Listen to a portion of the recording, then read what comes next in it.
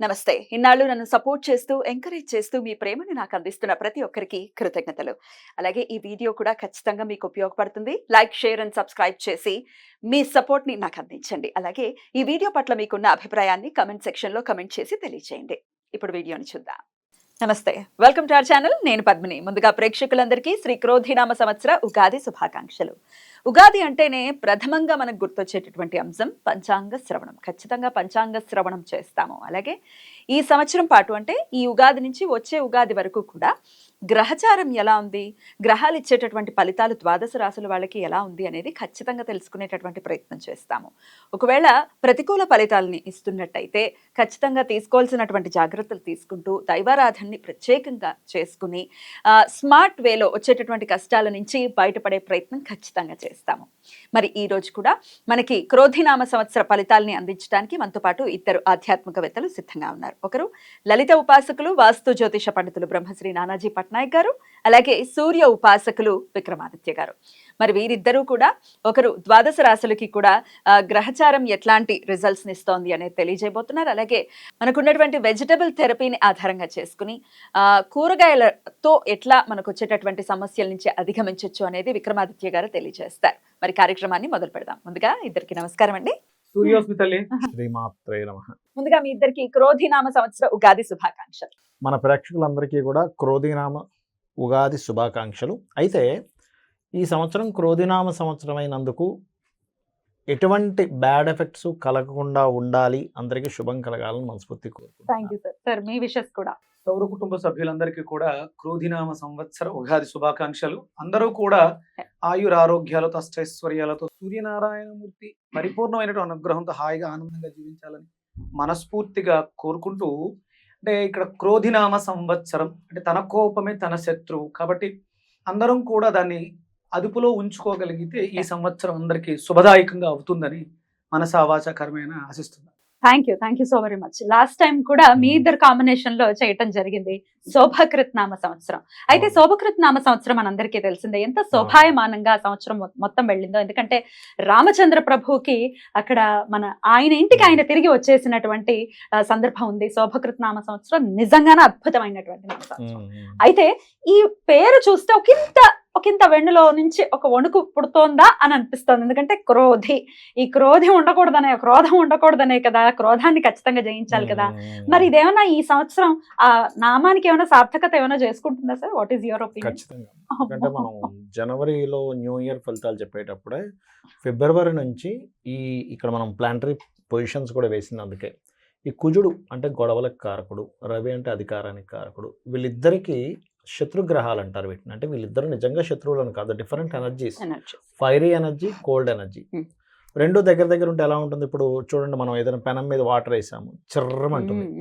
అలా ఈ different energies కలయిక వల్ల ప్రకృతిలోని లోకాల్లో అంటే భూమి మీద నివసించేటువంటి జంతువుల మీద కావచ్చు, లేకపోతే మనుషుల మీద కావచ్చు, అధికారుల మీద కావచ్చు, దాని ప్రభావం ఉంటుందనే భావనతోనే ఏమండి ఇక్కడికి ఇది ఫిబ్రవరిలో ఎంటర్ అవుతుంది. ఫిబ్రవరి, మార్చ్, ఏప్రిల్ ఈ కాంబినేషన్ మే వరకు ఉంటాయి ఈ కాంబినేషన్స్. కాబట్టి ఫిబ్రవరి నుంచి గొడవలు అని చెప్పుకున్నాం, చాలా గొడవలు జరుగుతున్నాయి.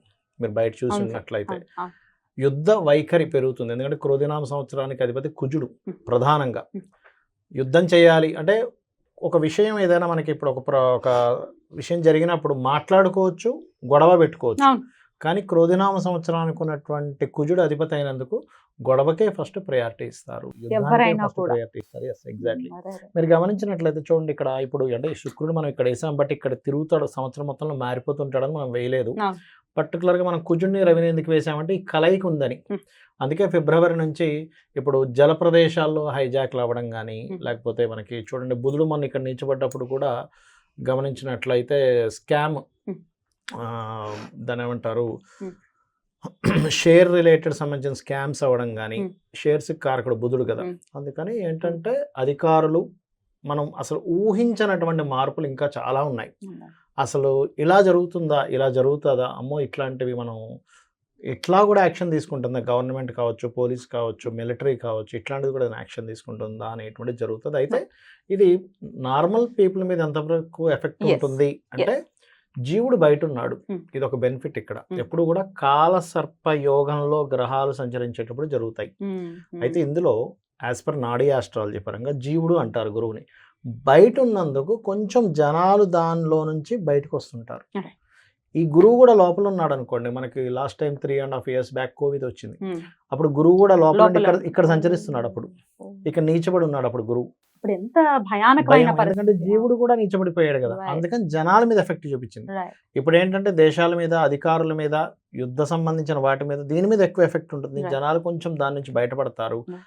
కాకపోతే ఇక్కడ నేను చెప్పేది ఏంటంటే ఈ కాంబినేషన్ ఉన్నప్పుడు సహజంగా ఎక్కడైనా ఇరుక్కొని ఏ బాంబు పేలుల్లో ఇట్లాంటివి ఇరుక్కోకుండా ఉండాలంటే అమ్మవారిని తలుచుకోవడము, లేకపోతే సూర్యుల్లోనే అమ్మవారిని చూసుకుంటూ చేయడము, చండీ పారాయణం చేయడము, ఏదైనా ఒక శక్తి దేవత ఆలయాలు, ఆంజనేయ స్వామి టెంపుల్కి వెళ్ళడం, లేకపోతే సుబ్రహ్మణ్యేశ్వర స్వామి ఆలయానికి వెళ్ళడం చేయడం ద్వారా ఈ యొక్క పరిస్థితి నుంచి బయటపడతారు. తప్పకుండా సరే. ఇది అయితే కామన్ పీపుల్ కి ఎట్లాంటి రిజల్ట్స్ ఇస్తుంది అనేది మన మెయిన్ మోటో కూడా ఈ ప్రోగ్రామ్ చేయడానికి. ఎగ్జాక్ట్లీ. సో ఒక్కొక్క రాశి వైజ్ గా కూడా ఒకసారి మాట్లాడుకుందాం. అంతకన్నా ముందు క్రోధినామ సంవత్సరం మరి పేరు భయానకంగా ఉంది, అది డెఫినెట్ గా సార్థకం చేసుకుంటుంది అని అంటున్నారు. కాబట్టి వాట్ ఈస్ యువర్ ఒపీనియన్? ఆయన చెప్పినట్టు కుజుడు యొక్క ప్రభావం అధికంగా ఉంటుంది కాబట్టి కుజుడు అగ్ని నక్షత్రంగా తీసుకుని మేషాన్ని అగ్ని రాశిగా తీసుకున్నప్పుడు వృచ్చికం కూడా అంతే కదా సార్. ఆ వృచ్చికం కూడా వృచ్చిక మేషాలకు అగ్ని జల రెండు కలయిక కాంబినేషన్. ఇది ప్రధానంగా అంటే మనలో ఉండేటువంటి అగ్నితత్వాన్ని పెంచుతూ ఉంటుంది. దాన్ని శాంతింపజేసుకోవడానికి కుజుడికి ప్రధానంగా ఉన్నటువంటి కూరగాయలు మనం ప్రధానంగా తీసుకునేది బూడిద గుమ్మడికాయ గురించి మాట్లాడుతూ ఉంటాం. అంటే కడుపు మంట, కడుపులో మంట, ఇవి రెండు కూడా అగ్రెసివ్ అయ్యే అవకాశం ఉంటుంది. అంటే తన కోపమే తన శత్రువు అంటారు. క్రోధినామ సంవత్సరంలో విపరీతమైనటువంటి కోపతాపాలకి అవకాశం ఎక్కువగా ఉంటుంది కుజుడు ప్రధానంగా తీసుకోవడం. ఇప్పుడు మనం ఈ ఎపిసోడ్ మంగళవారం చేస్తున్నాం, మనకి క్రోధినామ సంవత్సరం కూడా మంగళవారం వస్తుంది. కుజుడు ఆధిపత్యం తీసుకోవడానికి ఇది కారణం అవుతుంది. అంటే సిమ్టమ్స్ నేచర్ మనకి చెప్తుంది, కొంచెం జాగ్రత్తగా ఉండండి. అంటే ఇప్పుడు మనం ఆ అగ్నిని తట్టుకోవాలంటే వరుణ దేవుడిని ఆశ్రయించాలి, అంటే చల్లదనాన్ని మనకి తీసుకోవాలి. అందులో గుమ్మడికాయ, బూడిద గుమ్మడికాయకు ఉన్నటువంటి తత్వం అగ్నితత్వం అయినా అది ఉష్ణైన శీతలం అంటారు. వేడితో సమింపై ఆవిరై వర్షంగా కురుస్తుంది. అందుకని ఇక్కడ మనం బూడిద గుమ్మడికాయని, బీరకాయ, అంటే మనకి డయాబెటీస్ వ్యాధి పెరిగే అవకాశం ఎక్కువ ఉంది. అలాగే గ్యాస్ట్రిక్ ఎసిడిటీ సమస్యలు విపరీతంగా ఇబ్బంది పెట్టే పరిస్థితుల్లోనే ఆ గొడవ తత్వం వల్ల, అరవటం వల్ల, ఇప్పుడు మీరు ఒక పెద్ద గొడవ జరిగింది, ఆ గొడవ అయిపోయిన వెంటనే మనం భోజనానికి కూర్చుంటే ఆకలేదు, చచ్చిపోతుంది కదా, ఆకలి చచ్చిపోతుంది. అన్ని ఫీలింగ్స్ చచ్చిపోయి ఉంటాయి. అందుకని ఏంటంటే సందర్భానుసారం మనం గుర్తించాల్సింది అవసరం ఎంత ఉంది అని గుర్తించుకోవాలి. ఎక్కువగా ఈ సంవత్సరం అంతా కూడా బూడిద గుమ్మడికాయని ఆశ్రయించడం ద్వారా, బీరకాయని ఆశ్రయించడం ద్వారా మనం క్యాన్సర్ దగ్గర నుంచి ఎసిడిటీ స్టార్టింగ్ క్యాన్సర్ వరకు కూడా అన్ని రోగాలని మనం సమీప చేసుకునే అవకాశం ఉంటుంది. Beautiful sir. అయితే రాశి వైజ్ కూడా ఎవరెవరు ఏ రాశి వాళ్ళు ఏ వెజిటబుల్ థెరపీ, మరి మిథున రాశి వారికి ఎలా ఉండిపోతుందండి క్రోధినామ సంవత్సరం? ముందుగా పట్నాయక్ గారు. తప్పకుండా అమ్మా. ఇక్కడ మిథునం వారికి చూసుకుంటే ఆదాయం ఏం సమంగా ఉంది, 5-5గా ఉంది.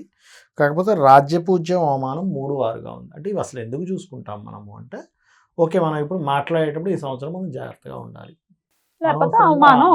మధ్యలో దూరి అవమానం పడే కంటే కొంచెం జాగ్రత్తగా ఉండడం మంచిది అని ముందుగా తెలియజేయడం, జాగ్రత్త వహించడం కోసం. అదే ఆదాయం వ్యయం కూడా ఎందుకు అంటే, ఓకే ఈ సంవత్సరం నేను అలా ప్లాన్ చేసుకుంటాను.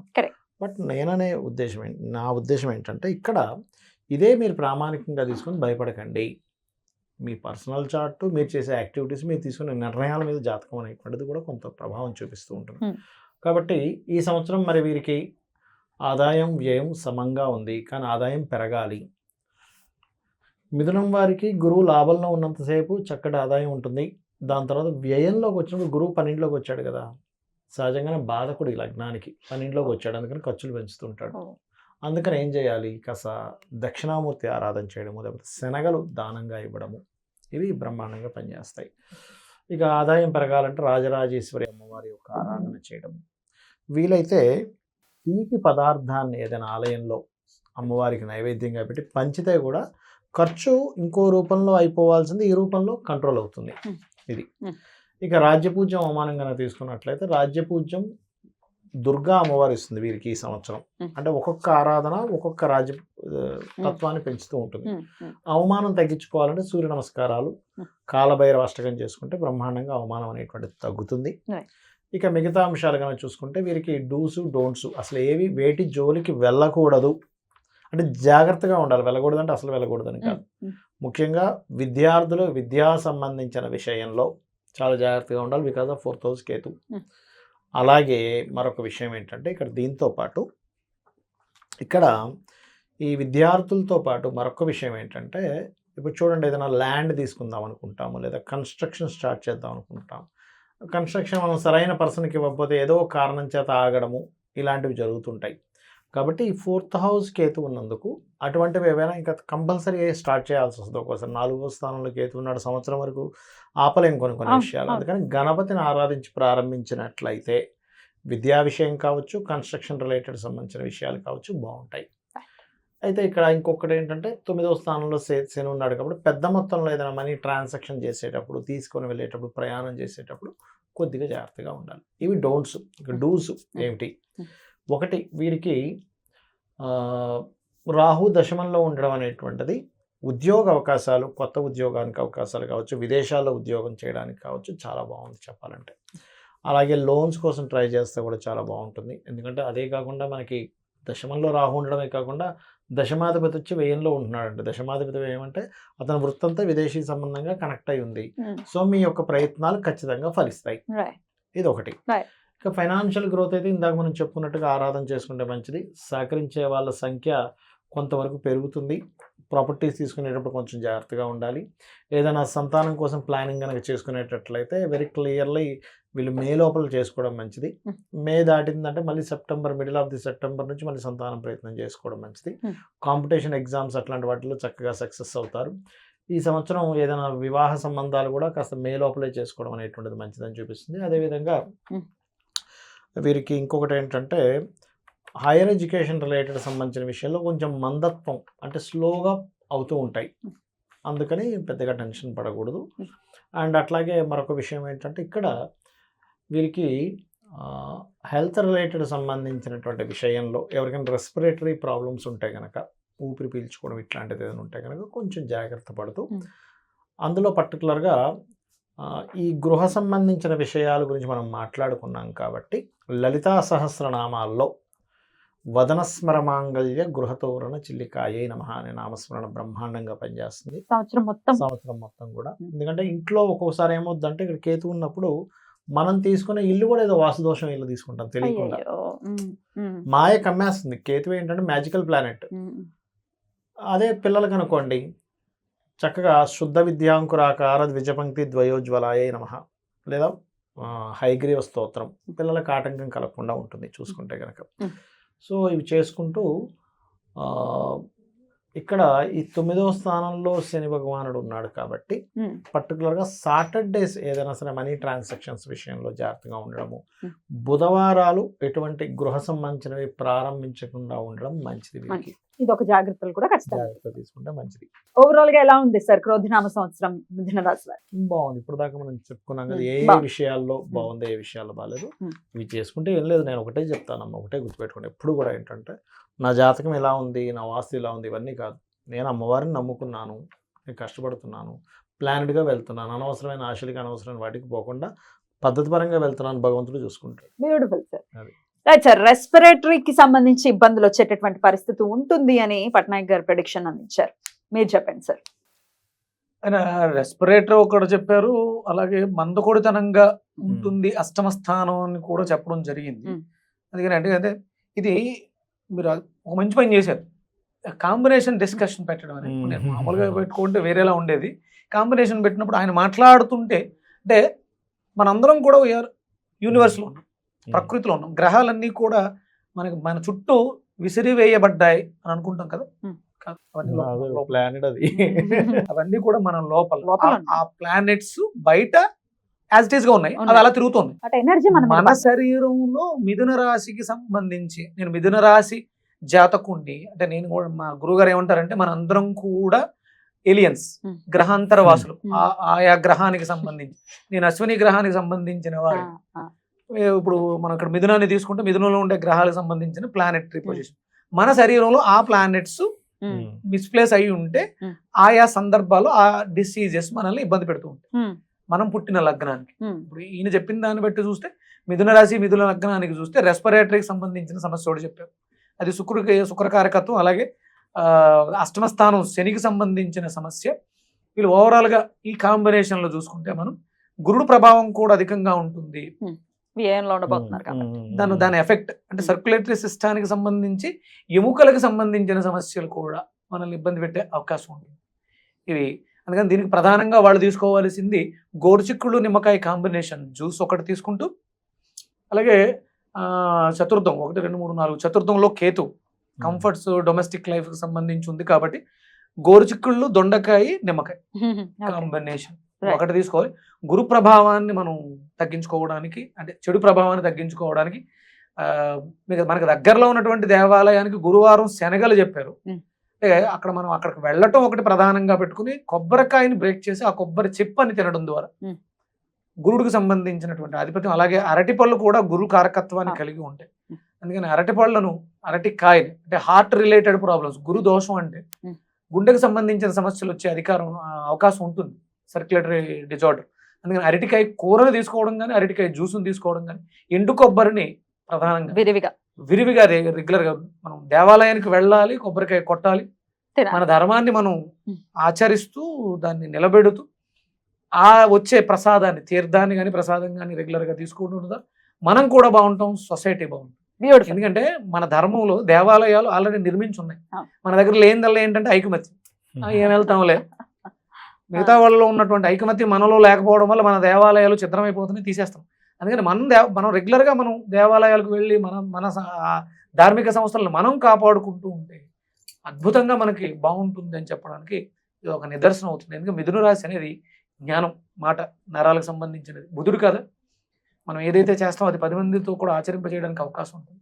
డెఫినెట్గా ఈ రకమైనటువంటి పరిహారాలు తీసుకోవడం ద్వారా పచ్చి అరటికాయని జ్యూస్గా తీసుకోవచ్చు, సపరేట్ గా అంటే ఇప్పుడు మనం కాంబినేషన్ గోరుచిక్కుళ్ళు నిమ్మకాయ దొండకాయ కాంబినేషన్, అలాగే అరటికాయ విడిగా జ్యూస్ తీసుకోవడం. ఇది ఉదయం తీసుకుని అరటికాయ జ్యూస్ సాయంత్రం తీసుకోవడం ద్వారా ఎండు కొబ్బరి అనేది ఎండు కొబ్బరి తురుములో కొంచెం ఇదేంటిది బెల్లం వేసుకోవచ్చు, క్యారెట్ వేసుకోవచ్చు, ఖర్జూరం వేసుకోవచ్చు, చాలా బాగుంటుంది. రెగ్యులర్ గా తీసుకోవడం ద్వారా ఆ రాబోయే ఏదైతే అనారోగ్య సమస్య, అంటే ఇప్పుడు ఉన్నటువంటి పరిస్థితులలో మెడిసిన్స్ ఏవి కూడా మన మీద ప్రభావాన్ని చూపించట్లేదు, చాలా ఇబ్బంది పడిపోతుంది. హాస్పిటల్కి వెళ్ళి లక్షలు ఖర్చు పెట్టినా కూడా డిసీజెస్ దొరకట్లేదు, క్యూర్ అవ్వట్లేదు. బాడీ న్యూట్రిషియన్స్ ఏవైతే ఉన్నాయో కాయగూరలు, ఇవి ఎలాంటి సైడ్ ఎఫెక్ట్లు లేకుండా మనకు ఆరోగ్యాన్ని చేకూర్చడంలో మిథున రాశికి ఈ వెజిటేబుల్స్ ఎలా ఉపయోగపడుతుంది. ఎలా గోరుచిక్కుళ్ళు దొండకాయలు నిమ్మకాయ ఎట్లా చేసుకోవాలి? 10 గోరుచిక్కుళ్ళు, 1 నిమ్మకాయ, 6 దొండకాయలు, 3 తమలపాకులు మిక్సీ వేసేసుకొని మజ్జిగతో కొంచెం మజ్జిగ, చెరుకు రసంతో కూడా తీసుకోవచ్చు. షుగర్ లేకపోతే, అంటే షుగర్ ఉంది అని భయంతో ఉన్న వాళ్ళ గురించి మాట్లాడుతున్నాను. చెరుకు రసం అనేది తీపి పదార్థం తప్ప షుగర్ను పెంచేది కాదు. ఇవన్నీ వెజిటేబుల్స్. ఆహారంలో మన టైమింగ్స్ బాగాలేదు, తినకూడని సమయంలో తింటున్నాం కాబట్టి షుగర్ అనేది మనల్ని ఇబ్బంది పెడుతుంది తప్ప, అంటే దానికి చాలా రకాల కారణాలు చెప్తారు. ఏ కారణమైనా డైజెషన్ సిస్టమ్, అంటే మిథున రాశి నుంచి చూసుకుందాం. అంటే షుగర్ అందరికీ వస్తుంది, కానీ మిథున రాశిని చూస్తే అది లాభస్థానం, అక్కడ కుజుడు ఆధిపత్యాన్ని. ఎందుకంటే బుధ కుజులకి పడదు అనేది ఒకటి ఉంది. అరుగుదల వ్యవస్థ పాడైపోతేనే షుగర్ వస్తుంది. దాన్ని మెరుగుపరుచుకోవాలి. అందుకని అంటే మనం ఆహారాన్ని 2 విధాలుగా తీసుకోవాలి. ఉదయం, సాయంత్రం, మధ్యాహ్నం మాత్రమే తీసుకోవాలి. సూర్యాస్తమైన తర్వాత తినడం అనేది అందరికీ తప్పు. ఎవరైనా సరే ఆఫ్టర్ సన్సెట్ భోజనం తినకూడదు. మీరు సాయంత్రం భోజనం మానేయండి, చపాతీలు తినండి అనేది చాలా శుద్ధ తప్పు. చపాతీల వల్ల షుగర్ తగ్గుతుంది అనుకుంటే నార్త్ ఇండియా అంతా గోధుమే ఉంటుంది, అసలు వాళ్ళకి షుగర్ ఉండకూడదు, పెరుగుతుంది. కానీ కాదు, అంటే సూర్యాస్తమయం తర్వాత తినడం తప్పు వల్లనే ప్రధానంగా మనం తీసుకోవాలి. అరుగుదల వ్యవస్థ అందరికీ పోయింది. 90% కూడా షుగర్ స్ప్రెడ్ అయి ఉంది. ఈ అలవాట్లు మార్చుకోవడం ద్వారా కూడా మనం రోగాల్ని అధిగమించవచ్చు. లంకణం పరమౌషధం అన్నమాట. బ్యూటిఫుల్. చాలా అద్భుతంగా ఇద్దరు కూడా తెలియజేసి ఉన్నారు. మిథున రాశి వారికి కూడా ఈ క్రోధినామ సంవత్సరం చాలా చాలా బాగుండాలని మనస్ఫూర్తిగా కోరుకుంటూ, ఇక నెక్స్ట్ ఎపిసోడ్ లో కర్కాటక రాశి గురించి మాట్లాడుకుందాం. Thank you so much sir. నమస్తే.